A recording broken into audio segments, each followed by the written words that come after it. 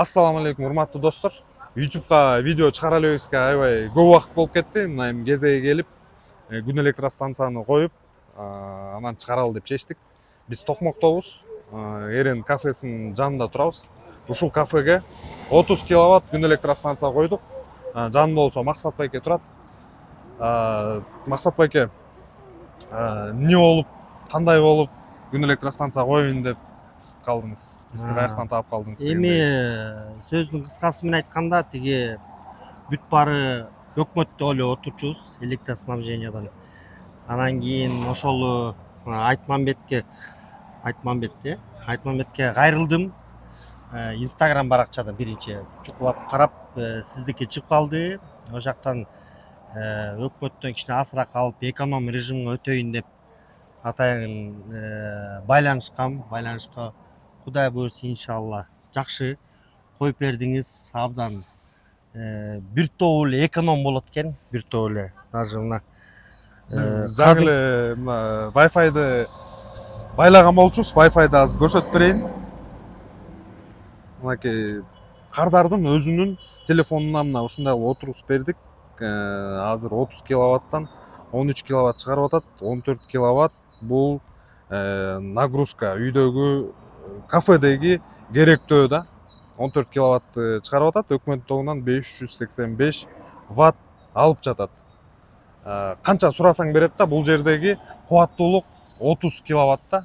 Анан мына телефон аркылуу эки жакта байке жаңы эле тренировкадан келген болчу. Тренировкада жүрүп дагы карай берет да. бүт онлайн режимден карай берет экенсиң, ошонусу жакты. Баарыңарга сунуштайм. Негизи мыкты эле, колунан келишинче өткүлө, экономго өткүлө, чөнтөңөргө ылайыктуу, өтө деле кымбат эмес экен. Бир чыгынып коюп алсаңар, өкүнбөйсүңөр. Максат байкеңкине тармактык электростанция койдук, күн электростанциясын. Бул жерде аккумулятор жок да. Дароо эле мына көрсөтөйүн, жүрүңүздөр. Панелдер бар. 30 киловаттка панелдерди тиздик. Өкмөттүн тогу менен иштейт. Ошол азыркы элдерге дагы айта кетмекчимин. Мисалы күн электростанция эмне дегенде, бул өкмөттүн тогу менен аралашып иштейт. Ушул панелдерден постоянный ток чыгат. Өкмөттүн тогу болсо өзүңүздөр билгендей переменный ток. Анан ошонун баарын айланткан азыр инвертор бар. Ал жерге аккумулятор жок эле кошулуп иштейт да. Мисалы кафе деген канчадан канчага чейин иштейт? Биздики эртең менен 10до башталат, кечки 11ге чейин. Эмеңерден карап көрдүм. Эртең менен 10до уже күн чыгат экен. Күн чыгат, уже автомат түрдө эле сразу отурат экен. Иштеп баштайт. Сетке эле отурат экенбиз. Анан азыркы учурда где-то бир 7:30га чейин берип турат экен электричество. Андан кийин 7:30 кийин уже өкмөттүн Тогуна кошулат, толук өтүп кетет экен. Күн баткы жакта. Күн баткы жакта. Ар жакта бир 2 саат иштеткенбиз, 2 саат иштегенден кийин уже жабып алабыз да. Кадимгидей эле. Ишин көрөлү, жүрүңүздөр. Ошол достор, айта кеткендей эле, мына бул жерде тармактык инвертор турат да. Бул сетевой инвертор, бул жерге аккумулятор кошулбайт. Мына өзүңүздөр көрүп турасыздар. Дароо өкмөттүн тогу менен эле иштейт да. Бул күн панелдеринен келген чубалгылар. Азыр күн панелдеринен келген электр тогун дароо өкмөткө үйдөгү деп такай көнүп калыптырмын, кафедеги керектөөлөргө берип атат да. Болгон жабдуулардын баарын камсыздап берип атат ошол күн панелдеринен келген ток. Көрсөңүздөр болот ушундай. Анан көп киши сурап атпайбы? Көп суроолор берилип атат. Бул кандай иштейт депчи, кечкиге топтолгону жана кечинде берет депчи. Бул гибрид система эмес. Эгерде аккумулятор болсо кечкиге топтойт, бирок ал күн жанагындай өкмөттүн тогу өчүп калат го. Ошол маалга гана да өкмөттүн тогу өчүп калса, ошондо аккумулятордон алып иштеп турат да. Гибрид система ошо тармактык системага эле окшош болуп иштей берет. Болгон айырмачылыгы аккумулятор эле болот. Аккумуляторду эгерде автономдуу кылам десеңиздер, анда көп аккумулятор керектелет да. Бул жанагындай коммерциялык объекттерге, өндүрүш ошол бизнестерине ушундай тармактык станция койгон жакшы болот да. Биз болсо азыр Кыргызстанда эң алдыңкылардан болуп коюп атабыз ушундай станцияларды. Телефон номерлерин болсо мына ушул жерге таштап келип атам. Жана суроолордун дагы бири, кантип бирдемкени бурап турабызбы, өзү кошулуп турабы дегенде мына ушул инвертор өзү эле бүт жасайт. Эчтекени бурабайсыздар, биз кошобуз. Максат байкенин мына телефонуна отургузуп бердик, жанагы тиркемени. Ошол тиркеме аркылуу эле карай бересиздер, анан ушул жерге басып келип эле карап коюп турасыздар. Мына могул Wi-Fi орнотулат, ушул аркылуу эле текшере берсе болот. Анан эчтекени кошпойсуздар, ошо боюнча эле иштей берет.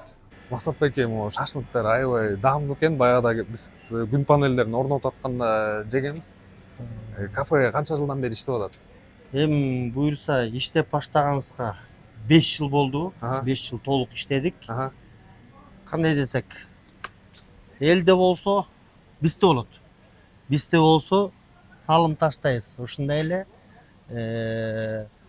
биринчи очередь интерьерге уруп баштадык. Интерьерди ургандан кийин биринчи очередтин алдында 001 дегендей эле эме тамакты кармаш керек. Адал болуш керек. Биринчисинде адал болсо берекеси күчтүү болот. Берекеси күчтүү болгондон кийин акчасын дагы негизи аябай эме болот да, жакшы нерсеге иштетсең болот. Берекелүү болсо. Берекелүү болсочу.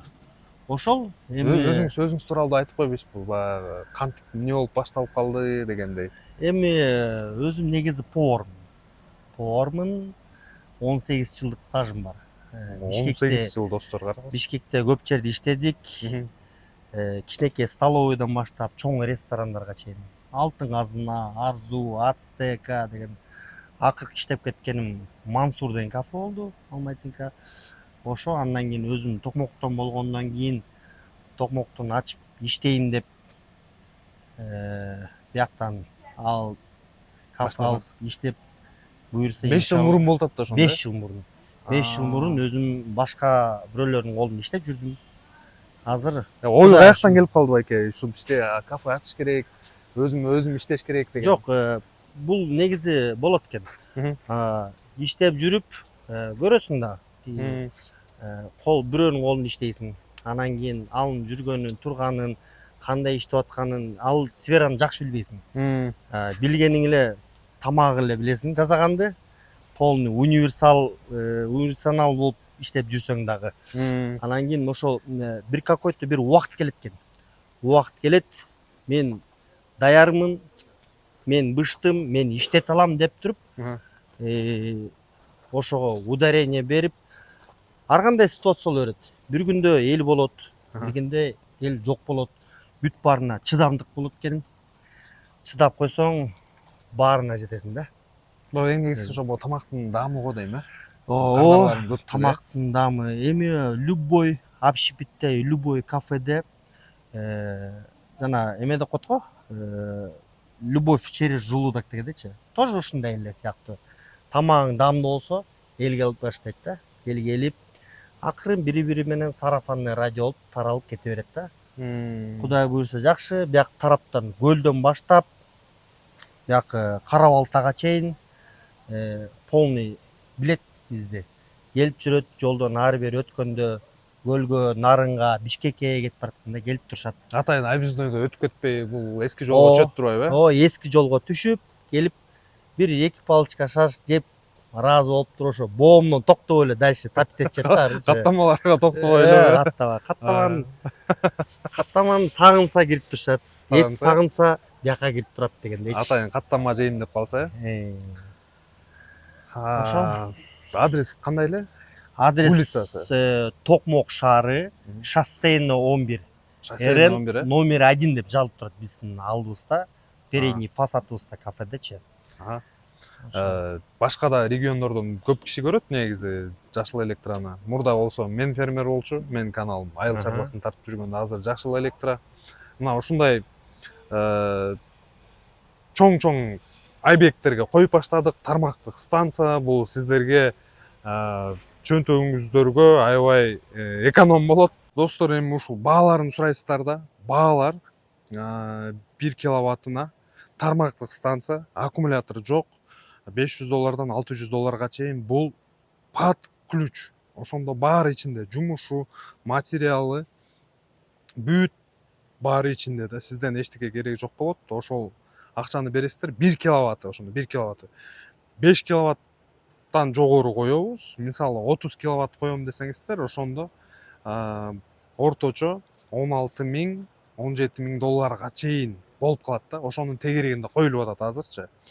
Эгерде көбүрөөк 100 киловатт, 200 киловатт коем десеңиздер, анда акчасы бир аз азайып, ошо 500 доллардын тегерегине барып калат да.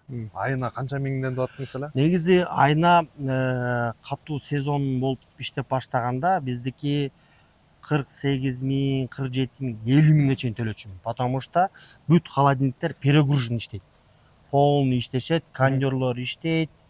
Эми азыр ойлоп атам, бир болбой калды дегенде бир 60% эконом болот уже мага. 60%? Ошо негизи койгондон өкүнгөн жокмун. 27 апрелде койдук. Мынакей иштеттик. Эми 27 майда көрөбүз, текшеребиз. Мен ага өзүнчө видео рилс кылып Инстаграмга жүктөйм. Ошондо канча эконом болуптур, ошол айда Максат байкебиз канча акча төктү, ошону да сиздерге отчет кылып бир чыгарып берейин деп жатам. Ошол убакта дагы бир видео жүктөйбүз да. Мен аж самому даже интересно дегендейчи. Буюрса анан жанагындай айта кеткендей эле коммерциялык объекттер, чоң жанагындай ишканалар, чатыры аябай кенен болгон, күн тарапты караган, ойлонбой күн электр станциясын коюп өтүрө бериңиздер, максимум 4 жылдын ичинде актап бүтөт. Анткени электр жарыгына болгон баалар дагы өсүп атат. Мына жыл сайын эми ушул 1 майдан тартып көтөрүлөт. Анда дагы жакшы бир ролик тартып элдерге сонун маалымат берейин деген ой бар. Каналга каттаныңыздар. Жакшы даамдуу шашлык жейм десеңиздер, Эрен номер 1 Эренге келип жей бересиздер. Токмок шаары. Ассаламу алейкум.